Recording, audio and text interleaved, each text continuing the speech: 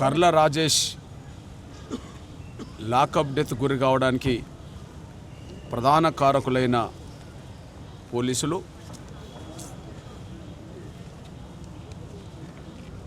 దాని నుండి తప్పించుకోవడానికి కట్టుకథలు అల్లే ప్రయత్నం చేస్తున్నారు. వాళ్ళు ఎన్ని కట్టుకథలు అల్లినా తప్పించుకోవడానికి వాళ్ళకు మార్గం లేకుండా పోతున్నది.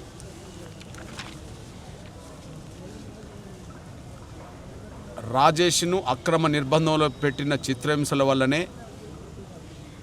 ఆయనకు ఆయాసం పెరగడం వల్లనే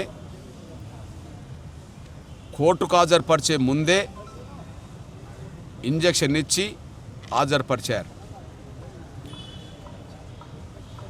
అంతకుముందు ఆయనకు హిస్టరీలో, చరిత్రలో ఎప్పుడు ఆయన అనారోగ్యానికి గురైనట్టు కానీ లేదా ఏదైనా అనారోగ్యానికి సంబంధించిన విషయంలో అంతకుముందు ఏదైనా మందులు వాడినట్టుగా కానీ, అంతకుముందు ఒక 15 రోజుల ముందు వరకు మందులు వాడినట్టుగా కానీ, కోర్టుకు హాజరుపరిచే ముందు హుజూర్నగర్ వైద్యులు ఇచ్చిన రిపోర్ట్లు కానీ ఆయనకు ఎలాంటి అనారోగ్య సమస్య లేదని స్పష్టత ఉన్నది, ధృవీకరణ కూడా ఉన్నది. అంతేకాదు, కోర్టులో జడ్జి ముందు ఇచ్చిన సాక్ష్యంలో కూడా ఏనాడు కూడా నాకు అనారోగ్య సమస్య లేదని, 15 రోజుల ముందు నుంచి కూడా నేను ఎలాంటి మందులు వాడట్లేదని జడ్జి అడిగిన ప్రశ్నలకు రాజేష్ జవాబు చెప్పినట్టుగా కూడా ఉన్నది. కానీ నా దగ్గర హుజూర్నగర్ ఆసుపత్రిలో ఆయనకు దగ్గు, జలుబు, ఆయాసంతో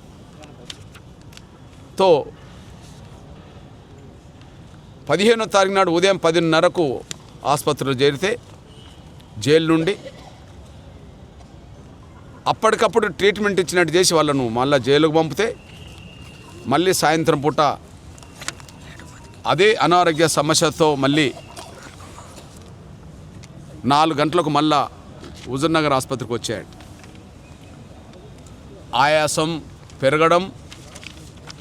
ఆయాసం పెరిగిన దాన్ని దృష్టిలో పెట్టుకొని సూర్యాపేట ఆసుపత్రికి రావడం, సూర్యాపేట ఆసుపత్రిలో ఆయాసం తీవ్రంగా పెరగడం, గాంధీ ఆసుపత్రికి రావడం,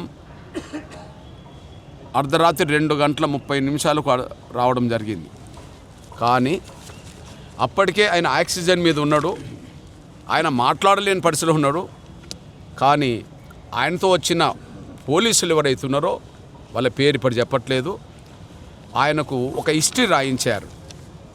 ఆయనకు గతం నుంచి ఆయన స్మోకింగ్ చేస్తాడని, గతం నుంచి అతనికి తాగుడు అలవాటు ఉన్నదని, గతం నుంచి ఆయనకు షుగర్ పేషెంట్ అని, డయాబెటిక్ అని వాళ్ళు రాయించడం జరిగింది.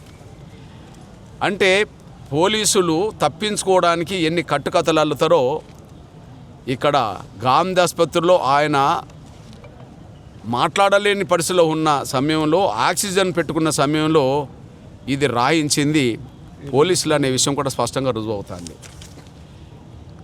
ఇకపోతే ఎస్పీ ధృవీకరించాడు సూర్యాపేట ఎస్పీ.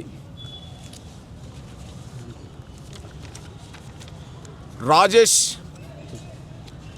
అక్రమ నిర్బంధంలో పెట్టిన చిత్రహింస వల్ల చనిపోలేదు, ఆయన అనారోగ్యం వల్లనే చనిపోయిండు అని చెప్పి ఆయన హైకోర్టుకు నివేదించాడు ఆయన ధృవీకరణతో. కానీ ఆయన ఇచ్చిన దాంట్లోనే ఈ కేసుకు సంబంధం లేని ఫైల్ను కూడా జతచేర్చారు. 2022కు సంబంధించిన ఒక మర్డర్ కేసుకు సంబంధించిన అంశాన్ని హైకోర్టుకు ధృవీకరించాడు. ఆ మర్డర్ కేసులో సాక్షులైన డాక్టర్లను దీనికి జోడించాడు. అంతేకాకుండా గైనకాలజిస్ట్కి సంబంధించిన ఒక ట్రీట్మెంట్కి సంబంధించిన అంశాన్ని జోడించాడు. సేమ్ టైం ఈ రెండింటికి సంబంధం లేని ట్రీట్మెంట్ ఇచ్చినట్టుగా కూడా జోడించాడు. ఒకటి మర్డర్ కేసులో సాక్ష్యం ఈనాటిది కాదు, 2022ది. 2025 నవంబర్ 18న ఇది సాక్ష్యాలకు వెళ్ళాల్సిన కేసు. కానీ ట్రీట్మెంట్ మాత్రం ఇది రాజేష్కి ఇచ్చినట్టుగా చెప్తున్నారు. దీన్ని బట్టి చూస్తే ఒక ఎస్పీ హైకోర్టుకు ధృవీకరించిన దాంట్లో ఒక మర్డర్ కేసుకు సంబంధించిన ఫైల్ని ఇలా జత చేయడం అంటే, ఒక గైనకాలజీకి సంబంధించిన అంశాన్ని జత చేయడం అంటే, ఈ రెండింటికి సంబంధం లేని ట్రీట్మెంట్ని కూడా జత చేయడం అంటే, రాజేష్ మృతికి కారకులైన పోలీసు వాళ్ళు తప్పించుకోవడానికి మరిన్ని తప్పులు ఎలా చేస్తున్నారో ఇది స్పష్టంగా రుజువు అవుతున్నది. అదే సమయంలో మాకు ఇంకొక అనుమానం ఉన్నది. ఇక్కడ రాజేష్కి సంబంధించిన కేసు ఇక్కడ డెడ్ బాడీ ఉన్నప్పుడు, చనిపోయినప్పుడు ఆయనకు పోస్ట్ మార్టం చేయడానికి ఒక లక్ష్మీకాంత రెడ్డి అనే ఒక డాక్టర్ చేశాడు. కానీ ఇక్కడ ఎవరు డాక్టర్లు చేసినా ఈ కేసులో ఖచ్చితంగా వీడియో తీయించాలి. ఇది ఎంఆర్ఓ చేయించాలి, మేజిస్ట్రేట్ చేయించాలి. ముషిరాబాద్ ఎంఆర్ఓ ఇక్కడ ఉండబడే వీడియోగ్రాఫర్లతో చేయించాలి. కానీ కోదాడ నుంచి మయూరి ల్యాబ్కు సంబంధించిన ఒక రామకృష్ణారెడ్డి అనే ఒక వీడియోగ్రాఫర్ని తీసుకొచ్చి చేయించాడు. మరి ఇక్కడ ఎంఆర్ఓ ఇక్కడ ఉండబడే వీడియోగ్రాఫర్స్లతో చేయించకుండా కోదాడకు సంబంధించిన వీడియోగ్రాఫర్ను ఎవరు రప్పించారు, లేదా ఎంఆర్ఓకు ఆ రవీంద్ర రెడ్డి మాత్రమే ఎలా ఇక్కడికి తీసుకొచ్చారో జవాబు చెప్పలేని పరిస్థితిలో నెట్టబడ్డారు. ఇట్లాంటి పరిస్థితిలో మేము స్పష్టంగా చెప్తున్నాం మొదటి నుంచి, రాజేష్ది ముమ్మాటికి లాకప్ డెత్. దీనికి కారకులైన వాళ్ళు తప్పించుకోవడానికి 100 మార్గాలు వెతుకుతున్నారు. ఇక్కడ పంచనామా చేసింది, పోస్ట్ మార్టం చేయించింది మేజిస్ట్రేట్ ఎంఆర్ఓ ముషిరాబాద్ అని రాసుకున్నారు. ముషిరాబాద్ ఎంఆర్ఓతో నేను మాట్లాడాను. మరి మీరు ఇక్కడ వీడియోగ్రాఫర్ని పెట్టుకోకుండా కోదాడ నుంచి ఎవరు తీసుకొచ్చారు అంటే అది పోలీసు వాళ్ళు తీసుకొచ్చినట్టు ఉన్నదని చెప్తున్నాడు. వీడియోగ్రాఫర్ని తీసుకొచ్చే బాధ్యత పోలీసు వాళ్ళది కాదు, మేజిస్ట్రేట్ది. మేజిస్ట్రేట్కి సంబంధించిన విషయంలో ఎంఆర్ఓది.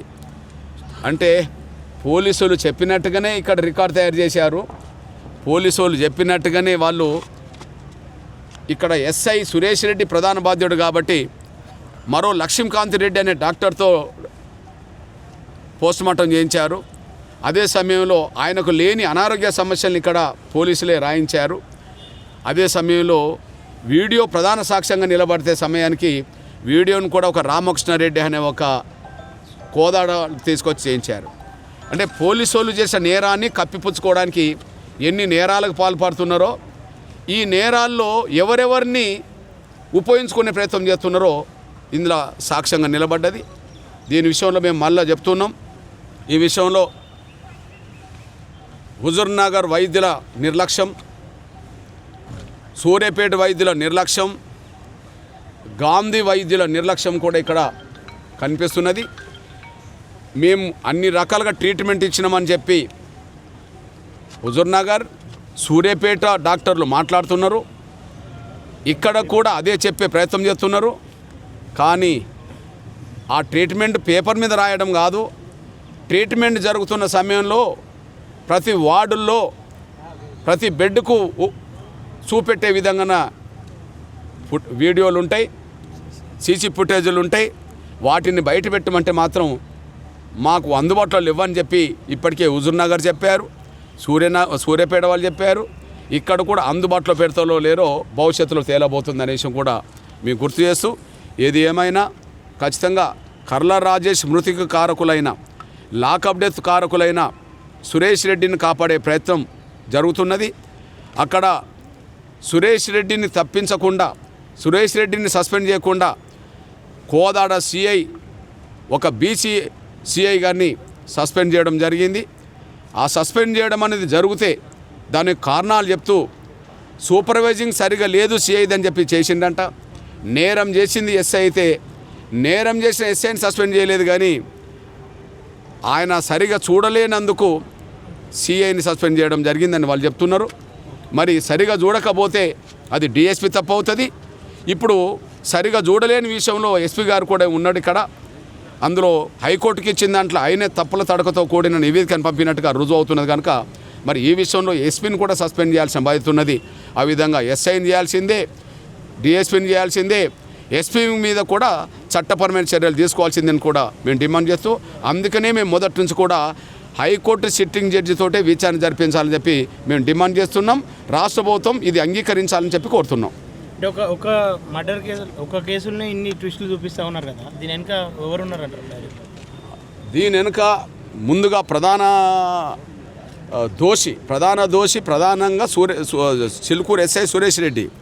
సురేష్ రెడ్డిని కాపాడుతున్నది అక్కడ కోదాడ ఎమ్మెల్యే ఉత్తమ్ కుమార్ రెడ్డి గారి భార్య శ్రీమతి పద్మావతి రెడ్డి. ఇప్పుడు పోలీసులను ఎస్ఐని కాపాడుతున్నది, ఇప్పుడు అందరినీ కాపాడే ప్రయత్నం చేస్తున్నది.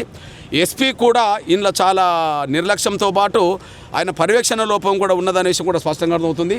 ఎస్పీని అట్లా పెట్టుకొని సురేష్ రెడ్డిని కాపాడుకుంటున్నాడు. ఇందులో ఉత్తమ్ కుమార్ రెడ్డి గారు కూడా సురేష్ రెడ్డిని కాపాడడంలో ఉత్తమ్ కుమార్ రెడ్డి గారి పాత్ర కూడా ఉన్నదని మేము భావిస్తున్నాం. మందకృష్ణ మాదిగ లాంటి ఒక పెద్ద వ్యక్తి కొట్లాడుతూనే ఇన్ని ట్విస్టులు చూపిస్తూ ఉన్నారు.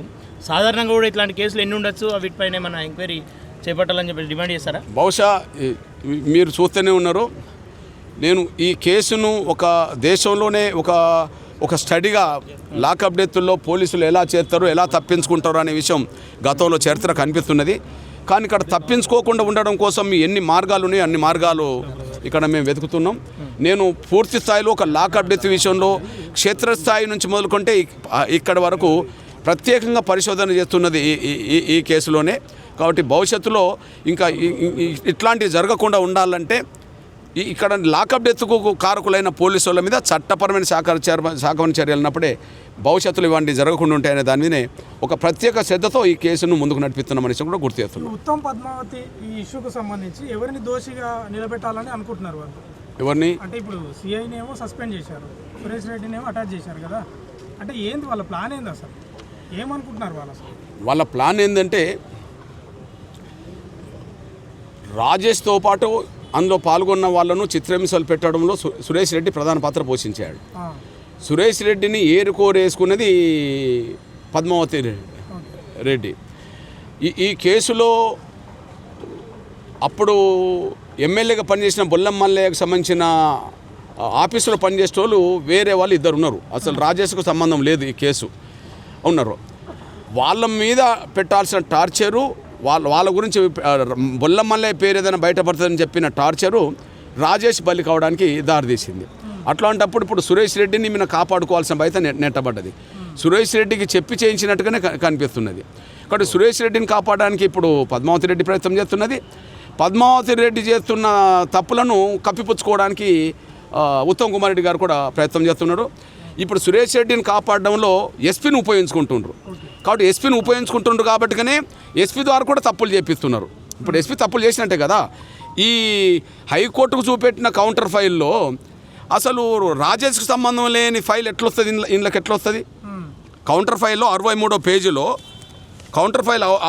పేజీలో ఇది ఒక మర్డర్ కేసుకు సంబంధించిన అంశానికి సాక్షులను ఇలా తీసుకొస్తారు, ఒక గైనకాలజీకి సంబంధించిన అంశాన్ని కూడా ఇలా తీసుకొస్తారు. ట్రీట్మెంట్ వేరు, జరిగింది వేరు. అంటే దీన్ని బట్టి చూస్తే తప్పుల మీద తప్పులు చేయడానికి కారణం ఏంటంటే తప్పించుకోవడానికి అనుకుంటున్నారు, కానీ మరిన్ని తప్పులు చేస్తూ వాళ్ళు దొరికిపోతుంటారు అనే విషయం కూడా గుర్తు చేస్తున్నారు. సూపరింటెండెంట్ గారు ఏం చెప్పారు మీకు? మీరు కలిసారు కదా సూపరింటెండెంట్? ఇప్పుడు నేను చెప్పాను, ఆ రోజు ఆయనకు లేని వ్యాధులు అంటగడుతూ రాయించింది ఎవరో అని కూడా అడిగాం. ఎందుకంటే హిస్టరీలో లేదనే విషయం కోర్టు ద్వారా రుజువైంది. అంతకుముందు ఆయన స్మోకరు అని లేదా తాగుడు అని డయాబెటీస్ లేదని చెప్పి సూర్యాపేట డాక్టర్లు అదే సమయంలో హుజూర్నగర్ డాక్టర్లు దుర్హించారు. మరి ఇక్కడ ఆయన కోమలో ఉన్న పరిస్థితి, ఇక్కడ ఆయన చెప్పుకోలేని పరిస్థితి ఇక్కడ ఉన్నాడు, ఆక్సిజన్ మీద ఉన్నాడు. సపోర్టర్స్ వచ్చి రాయించిండ్రు అంటుండ్రు. సపోర్టర్స్ ఎవరు వచ్చిండ్రు? ఎస్కాటే వస్తుంది. ఆ ఎస్కాటు ఎవరు వచ్చిండ్రు? కోదాడ, హుజూర్నగర్, చిలుకూరుకు సంబంధించిన పోలీసులే వచ్చినట్టుగా ఉన్నది. అంటే లేని జబ్బులను ఇక్కడ రాయించింది ఎవరంటే పోలీసులే రాయించారు. ఈ పోలీసులు రాయించిన దాన్ని కాపాడుతున్నది ఇప్పుడు ఎవరు? ఎస్పీ కాపాడుతున్నాడు. అందువల్ల ఎస్పీ ద్వారా కాపాడడానికి ప్రయత్నం చేసుకుంటున్నది వీళ్ళు. ఎస్పీని అడ్డం పెట్టుకుంటున్నారు, ఎస్పీ ద్వారా తప్పులు చేయించుకుంటున్నారు. ఎస్పీ కూడా ఇంట్లో బలిపోషుగా మారుతాడు.